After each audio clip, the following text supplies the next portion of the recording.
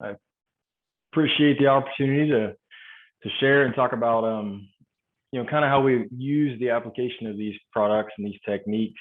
We've heard a lot about how to apply synchronization. We're going to discuss a little bit of that tonight, but mostly what we're going to talk about is how do we apply these technologies in terms of a breeding program, and that's my job at Cross Country. We have a lot of conversations with our clients. Which thing do we pick? And I think a lot of people are confused today because it's a conversation of this or that. And I'd like to share tonight that I don't think it's a conversation of one versus the other. I think it's a conversation of picking our goals and applying those techniques appropriately. So what we're going to do is, first off, we're going to have to go ahead and touch on what are the embryos that we're talking about. In vivo, in vitro, those are terminologies that we commonly discuss and talk about from a scientific standpoint, but what does that really mean in terms of these embryos? In vivo, we refer to those as conventional. All the fertilization, all the development of those embryos occurs in the cow, in the bovine. We show up on day 7 and we collect those embryos. When we do that, we're going to go ahead and we're going to evaluate those embryos at that time and make some decisions on what to do with them. In vitro, those are what we get referred to as IVF embryos. As you're flipping through and looking at sale catalogs, with clientele, I kind of ask those questions. What are you buying? What are you getting into? And we need to know what those goals are with the embryos that they're purchasing, because they're not exactly the same. This talk's going to allow us to pick and choose which application is the appropriate one, but we need to know what these embryos are. The in vitro aspect, the IVF, all the fertilization, all of the embryo development is done in an incubator. We're trying to mimic and we're trying to match what that cow does naturally. And that gives us some challenges in terms of using those embryos and what they can do in a breeding program. So why do we use embryo transfer? We've heard a lot of stories throughout this week, and the discussion has been greatly focused on AI and artificial insemination. We've heard conversations about how can we benefit a breeding season, how can we get our calf crop to be higher genetic value. Dr. Spear just discussed using calving yeast sires, whether that's purchasing from a natural service standpoint or using artificial insemination. Embryo transfer allows the female to have a bigger portion of the breeding program. An AI sire can easily service lots and lots of cows. We can have lots of calves born, but embryo transfer allows that cow to have a bigger impact than she otherwise could just with having one natural calf per year. So those donors can be collected. We utilize recipients to carry those calves. Other pieces of embryo transfer we'll touch on just a little bit. We can also collect them, store those embryos, and sell frozen genetics. We can market those domestically. We can market those internationally. We typically ship embryos out of here, South America, South Africa, Australia, Canada. It's a lot easier to move those genetics than it is to move the live animal. So there's different levels of participation. And I want to really talk about that. Oftentimes we think about the first piece, which is the seed stock aspect. And that's what really drives a lot of embryo transfer. And that's what drives a lot of, kind of the excitement about embryo transfer, is working in terms of these really genetically superior animals. And that genetically superior comment comes from, whatever the client deems to be genetically superior. They're picking and choosing what their focus of emphasis is and what they are after or trying to attain with collecting that particular individual. They can sell those embryos as well, like I just discussed, as a revenue outlet. But the other piece that I want to talk about a lot tonight is the commercial aspect. We work with a lot of cooperator herds to allow these calves to be born and allow these calves to then end up being marketed by these seed stock operations. We typically have a surplus of embryos. Recipients are the downfall of every embryo transfer program. Approximately 20 feet to my left is our embryo storage room. It's about 15 tanks of embryos, some of which are older than some of our technicians that work here and work on these cows. We don't usually lack from a number of recipients, or a number of embryos, excuse me. We lack from a number of recipients to transfer those. And our work with cooperator herds allows us to get those embryos made into calves and allows those commercial producers to benefit from a premium on raising those calves. Another piece that we kind of need to recognize and we need to talk about a little bit is the dairy industry aspect. Beef embryos are being used more in terms of a breeding application in dairies to generate calves that can be commercial beef calves that have more value than a dairy beef cross or just a strictly dairy calf, dairy bull calf. So this is a slide that really depicts to me what I think of in terms of my job every day. We're on a big team. That team involves the seed stock operation or the embryo supplier, who we're collecting the donor cows for, who we're working with to move their operation forward. And you'll see we're kind of in the middle of that embryo transfer service. You know, as veterinarians, we deal with the seed stock operation, how we procure those embryos, how we make those embryos, which donors we're collecting, when we're collecting them. Those are things that we think about not only, you know, that particular event where we're sitting on the farm, but what we need to think about the next 6 months, the next year, sometimes even 2 to 3 years out. So, you know, we're intimately involved in their breeding program and what their goals are. Along with that, we also work right in the middle of the cooperator herd. And this entire set of gears and entire set of systems works so that we can take those embryos from seed stock operation, take them to a cooperator herd, generate calves, and generate marketable calves to then flow back into the seed stock operation. We have heard a lot of things in the last 2 days, and Lee actually did a great job of discussing a lot of these in his talk yesterday.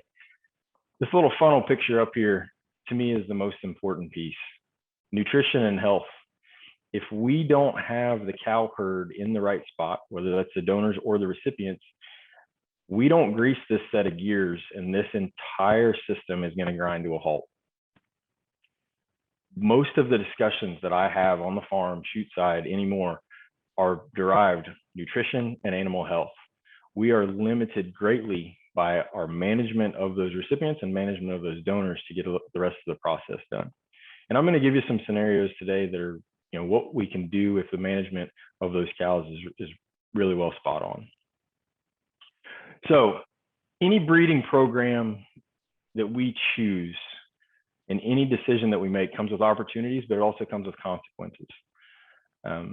You know, Jordan Thomas Wednesday night started us off and kind of talked a lot about, you know, investing in AI, investing in the synchronization programs, and that allows you to have opportunities in your breeding program.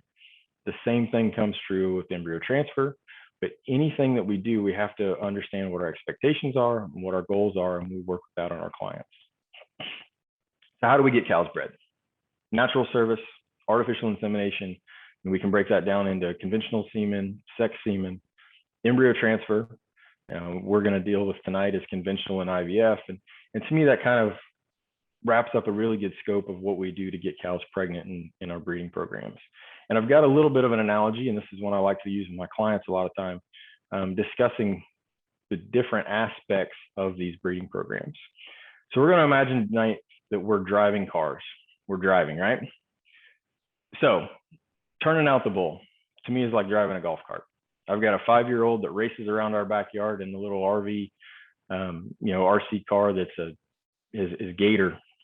He flips it on, jumps in the seat, pushes the pedal, takes off. He can run the golf cart.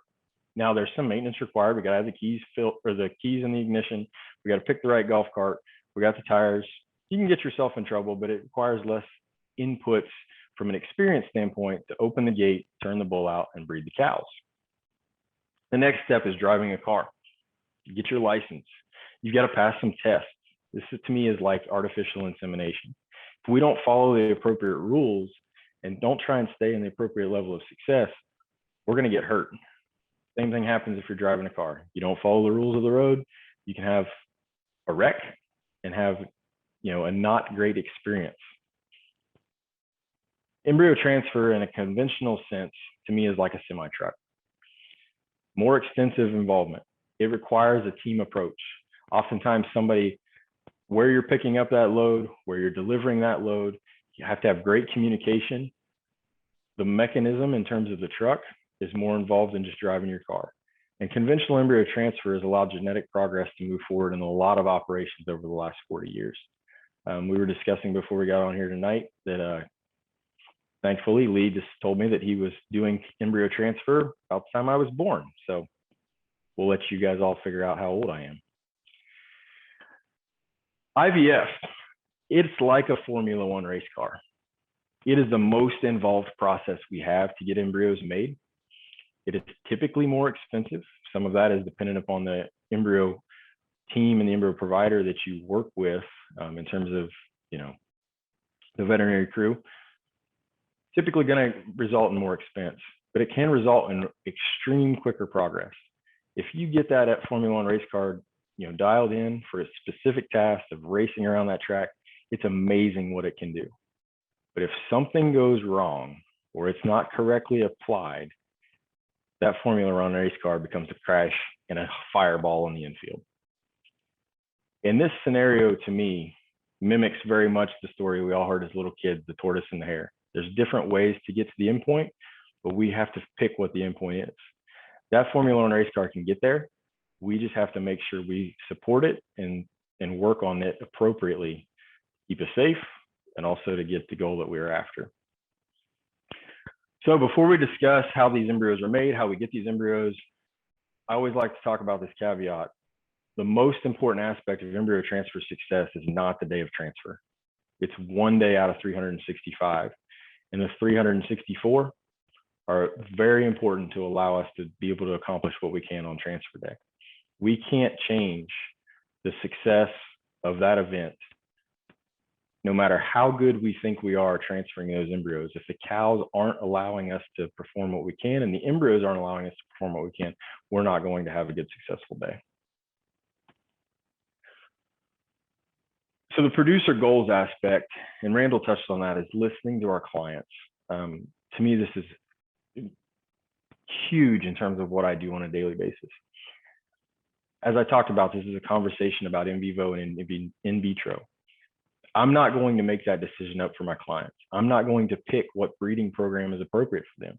Some of them need the golf cart. Some of them need the car. Some of them need the semi-truck or the Formula One race car. But I have to know what they're after and what they're trying to accomplish before I can help them pick and choose the appropriate program. All operations want the same thing. We want to get all of our cows pregnant on the first service. We want to have a marketable calf. We don't want to have any opens. We have a utopian view of what that looks like, right? Everybody wants the same aspect. But we need to talk about truly what are your goals? Is it a conception rate standpoint? I have clients who completely measure our success on how many embryos did you put in and how many calves did we get. Sounds like most operations you would measure it that way.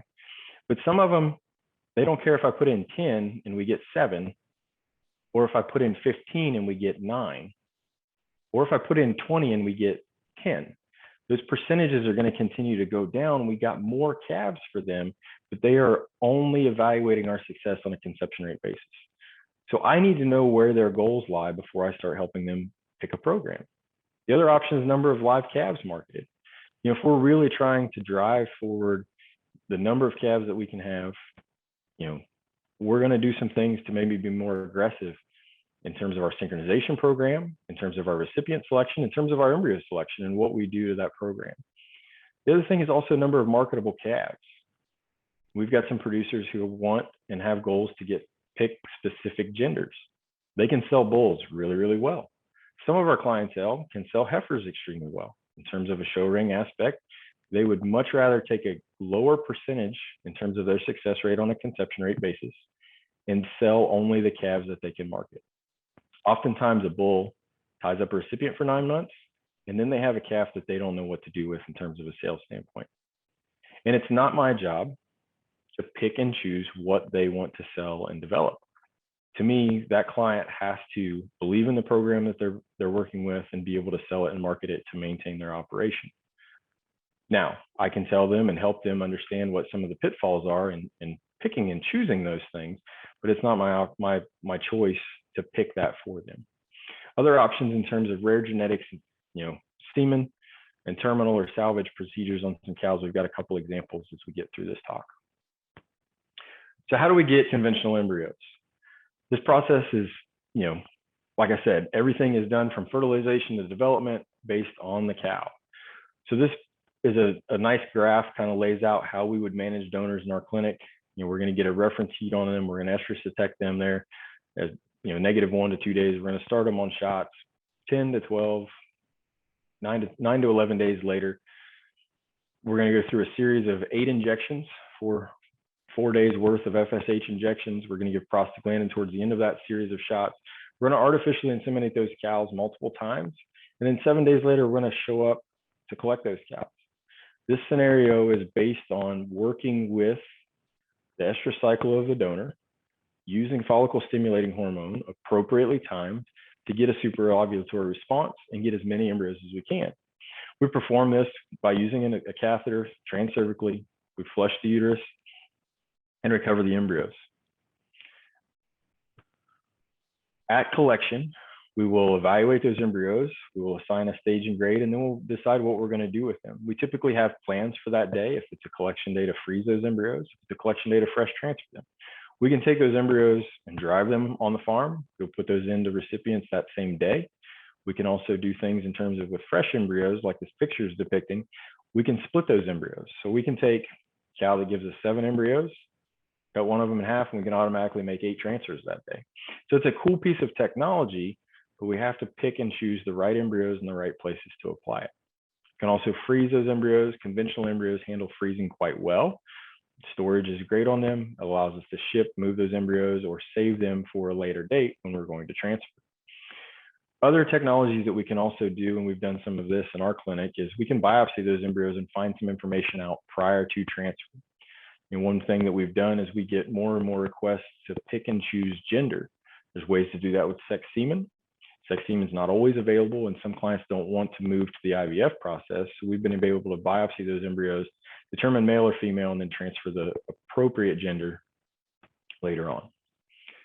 So kind of a scenario in our system, we collect cows, we give them a rest, we collect about every 60 days.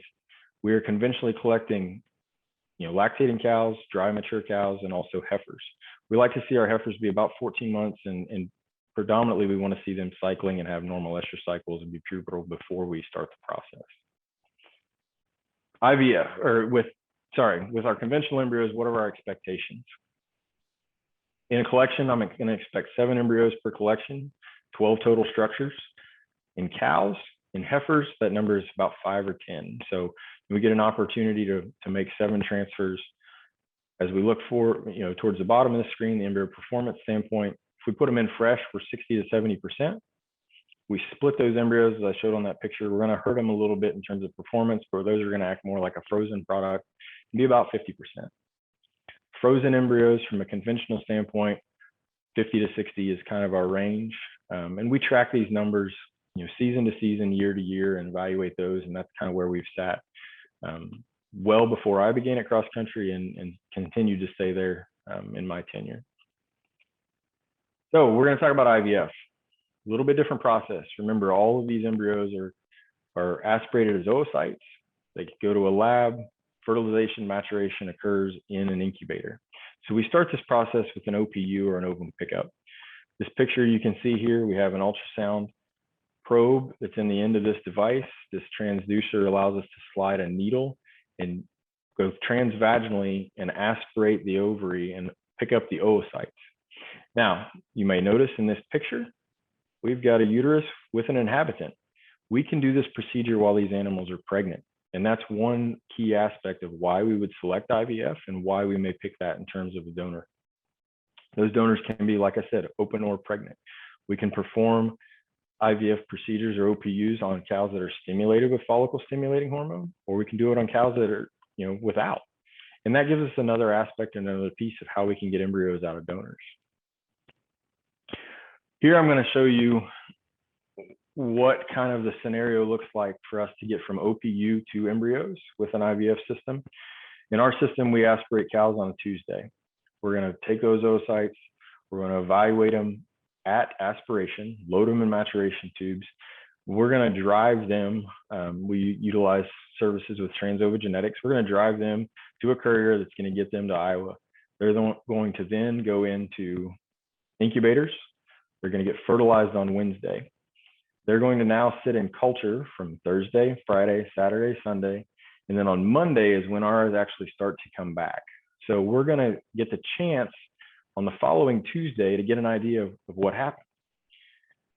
Now, there's some scenarios in here that, if you didn't notice, I talked about going all the way to Iowa, coming back to us. These embryos are not sitting here in the same place that the donor animal is, like we have with conventional embryo transfer. We rely on things like FedEx. Yeah, sometimes UPS, maybe Uber, maybe Lyft, covered wagon.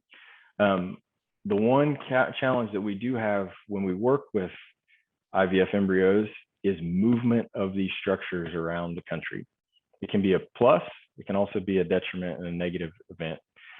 You know, if we're sitting out in Western Oklahoma, I have to find the closest UPS hub. I have to know when that incubator is going to hit the truck. I have to know when I can get access to it.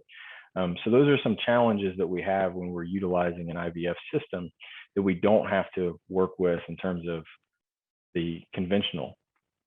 Remember though, opportunities and consequences. Opportunities to move genetics through the mail, also a consequence in terms of trying to find it, and we're relying on a shipment service to get those embryos to us and the recipients. On Tuesday and Wednesday, we're going to evaluate those embryos. We're going to grade them, stage them just like we would from a conventional standpoint, transfer them or freeze them at that time. So who are we aspirating? Who are we doing OPU procedures on in the IVF process? Cows and heifers, pregnant or open, which is a new caveat. We can do pregnant animals. We can also utilize sex semen when we're doing that. So we'll talk about that here on the next slide. But the other piece is the one at the bottom, the problem donors. And we found a place for those cows in our IVF system, cows that no longer want to fertilize from a conventional standpoint, cows that maybe have a uterus that doesn't allow us to do conventional, cows that maybe don't want to respond appropriately to FSH. Sometimes we can go to a non-stimulated OPU and see those cows perform better. And we can also do some things with IVF in terms of a terminal procedure. So if you have a cow that's had an injury, an issue, or things like that, we can go ahead and do a terminal type event. So IVF, we expect about 6 embryos per aspiration. Semen's going to dictate our performance there and our fertilization rate. These embryos are going to be a little bit more advanced than what we see from a conventional standpoint. And our performance of these is going to be in that 50 to 60% range with fresh, and frozen about 40 to 50%. So how do we apply this to a breeding season? We have some goals, right? Number one thing that we talk a lot about here at Cross Country is usage rate. So I need cows that I can transfer embryos to. Need them to come into heat. We need them to be receptive. We need them to have a CL. So we talk a lot about synchronization programs and how we get to that standpoint. We need a robust embryo, something that's going to give us a conception rate that we can deal with to allow us to be successful on those transfers. We want to do things in terms of limiting fetal loss or calving issues. We want to limit open cows. So those are all things that we kind of pay attention to when we're going to these commercial herds and working with them to try and generate an added value product that they can then sell back to the seed stock operations. The things that I like to talk about is I want to see 50% of the cows that are synchronized pregnant to an ET. Unlike AI, we're going to refuse some cows on transfer day and we may not transfer to them. So I still have to have a high enough conception rate to make up the difference for those cows that are refused. And our goal is to then see that cow herd, if they don't conceive to the transfer, to get pregnant right behind it. That gives us a measure of success. You know, are those cows cycling and are they ready? And one of our goals is 70 to 75% of our cows pregnant in the first 25 days of the breeding season. That's a really difficult thing to attain, but can be a really impressive feat when these cow herds can work that way. So we're going to now talk about some case studies, and these are some examples of how we've applied these things. And I'm going to talk you through a few different scenarios, but the first one is kind of a snapshot and a picture of what we're going to deal with here as we come up in November and December. And this is a fresh transfer event in the seed stock operation. So we're utilizing a commercial cow herd that's approximately an hour away from the donors. They've been synchronized with the 7-in-7 heat detection or heat schedule or synchronization schedule with heat detection. Recipient heats are going to be 6 to 8 days post estrus when we show up to transfer, and we're going to transfer fresh embryos and then finish with frozen thawed embryos. So we collected 7 donors on this day. We had about 95 recipients that were synchronized.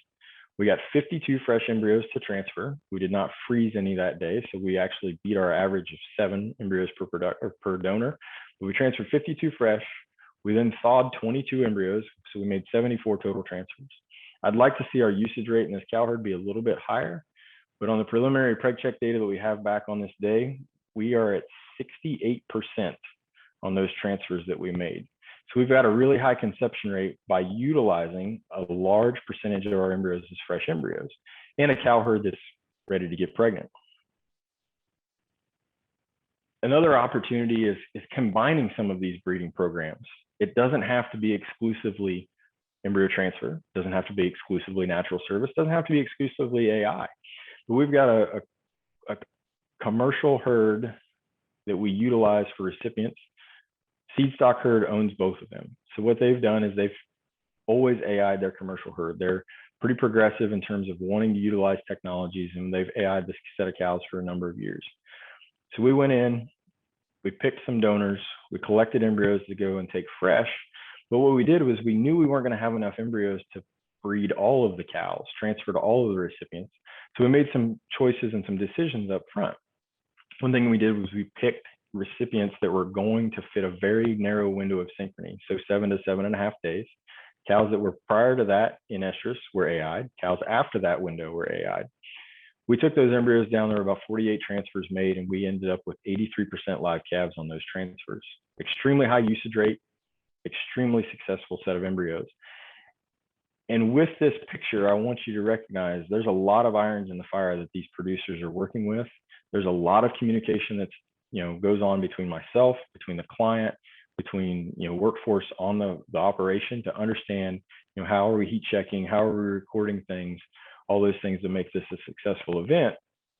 And I also want you to recognize I'm showing you really good pictures of what we can do with embryo transfer. If we do our homework and we make sure that the other 364 days out of the year are right, that transfer day can be really, really successful. So this is one of the applications that we work with a cooperator herd in Northwest Missouri. And this is where we're combining technologies as well. So I've got conventional embryo transfer from a frozen standpoint.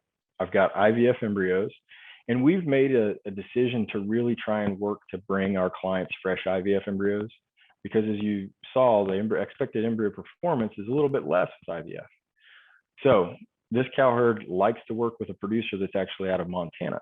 I can't conventionally collect those cows in Montana, drive those embryos, go put them in fresh. He would rather ship and put in IVF embryos. It works in his system. He doesn't sit and make a bank of embryos with donors out all year long. So he's going to make a one-time aspiration event and ship us IVF embryos. So as I said, opportunities and consequences. We can get those embryos shipped to us. I got to hope and pray that they make it on the plane, that they make it to the lab, get into the incubator, make it to us on a courier, and give us a chance to get into that incubator and put those embryos in. This cow herd is one that we've worked with for a number of seasons. Commercial cow herd, we utilize 7 and 7 sync with heat detection again. And the heat detection piece is important here because we're also picking synchrony based on what embryos we're going to transfer into recipients. I'll have a data set in a little bit where we'll show some timed embryo transfer.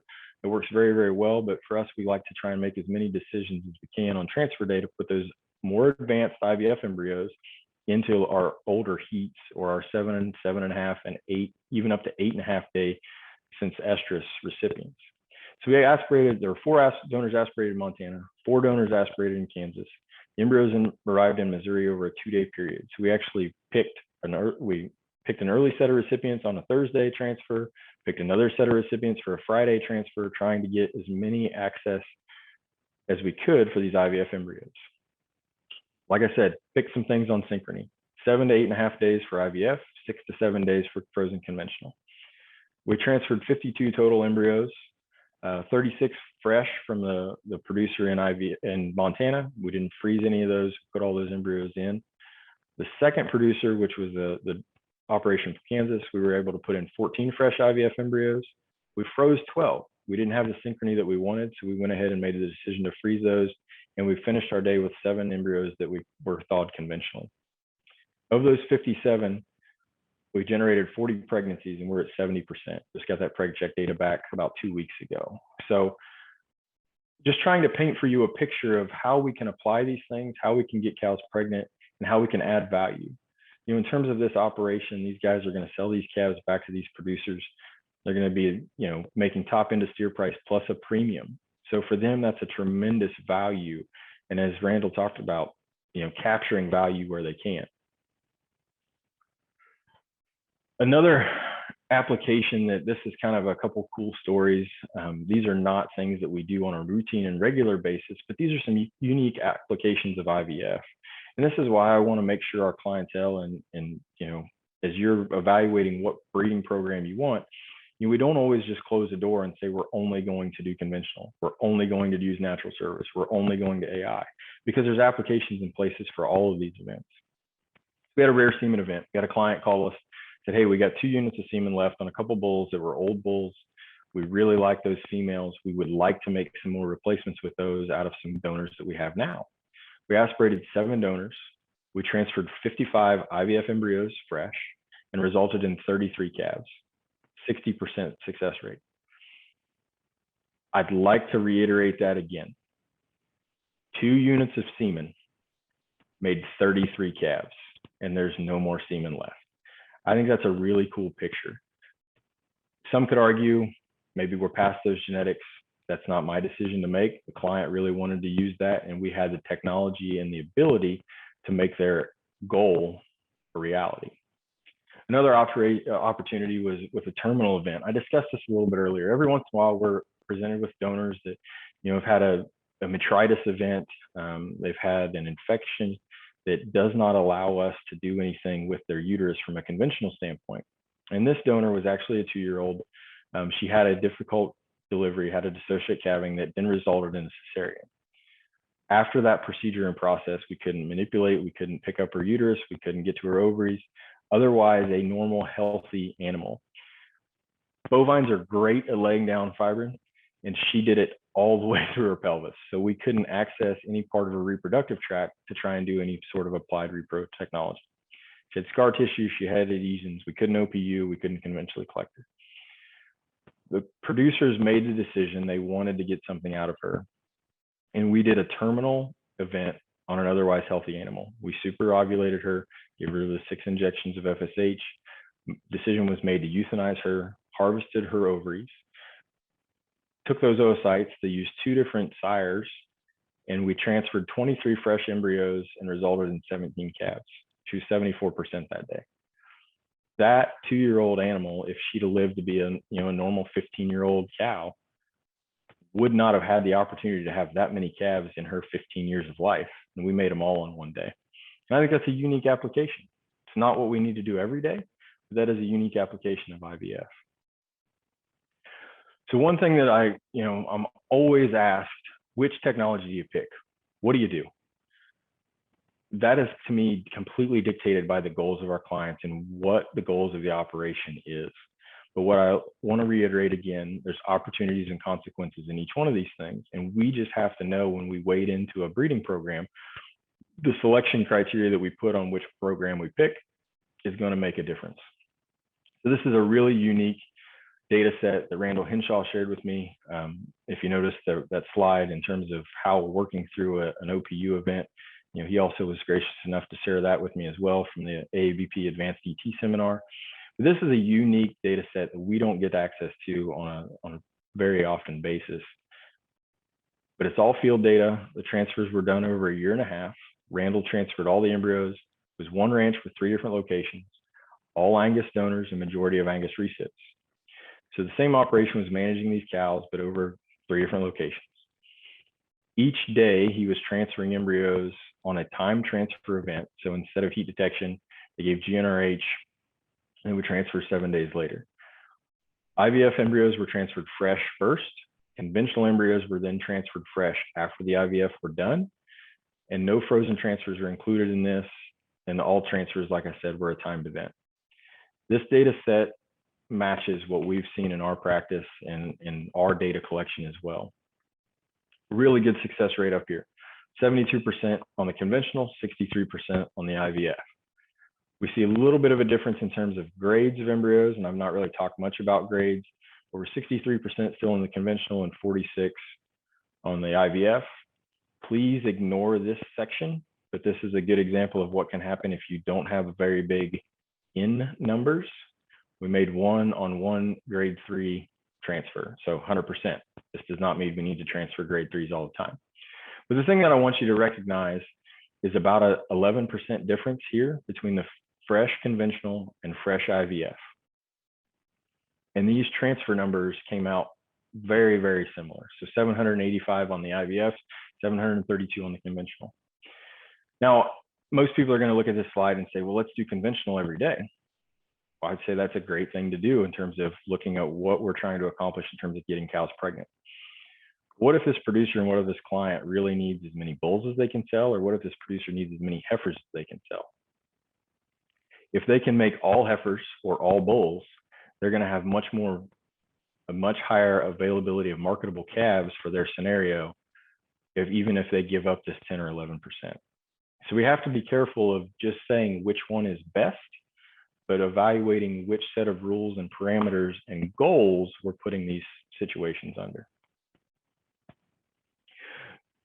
So I feel as though more and more my job comes back to risk assessment. I've got clients who are extremely progressive, extremely okay with risk. They want to push really hard. They have a particular goal in mind, whether that's an animal that's a certain number for marbling and a certain number for ribeye, whether that's an animal that looks phenotypically a certain way. And they're pretty aggressive about it. And we have to have discussions to talk about where the inefficiencies lie in the program. Are we willing to give up some conception rate? Are we willing to have some fetal loss? Are we willing to look at a cost per pregnancy that's different than what it might be in another breeding program? All of these things are dictated by our clients and how risk averse they may be. And I'm going to help try and make those decisions with my clients. I'm not going to pick and choose for them. But what I'm going to do is I'm going to listen to their ideas. I'm going to present them with the options that we have. And then we need to know that as we start into the breeding program. You know, one thing that we've done is, and I just showed you a difference of about 11% between conventional and IVF embryos. A lot of our commercial herds that will allow us to bring IVF embryos to them, we start with IVF transfers. And then we may do a resynchronization program. We heard a little bit about that use in AI. We do that a lot in embryo transfer. And I'm going to follow those up with fresh conventional or frozen conventional embryos on the second breeding to try and give us as good of a success rate as we can to get as many cows pregnant in those first two transfer events. The other thing is we want to try and limit our open cows, and we got to pay attention to pregnancy rate. I'm going to steal one more piece from Dr. Henshaw as well, and he says, what if? You know, we've been presented in my short career with a lot of focus and a lot of energy and a lot of interest on IVF. It's become much more accessible. It's become much more cost effective.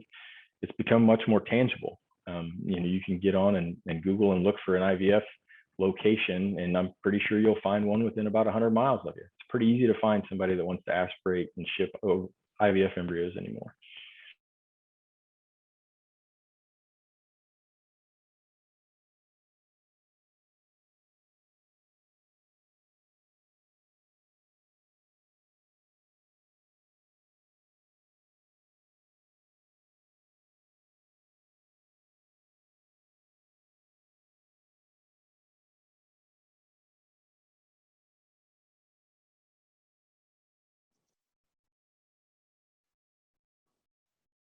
Dr. Anderson, I don't know if you can hear me, but I think you froze.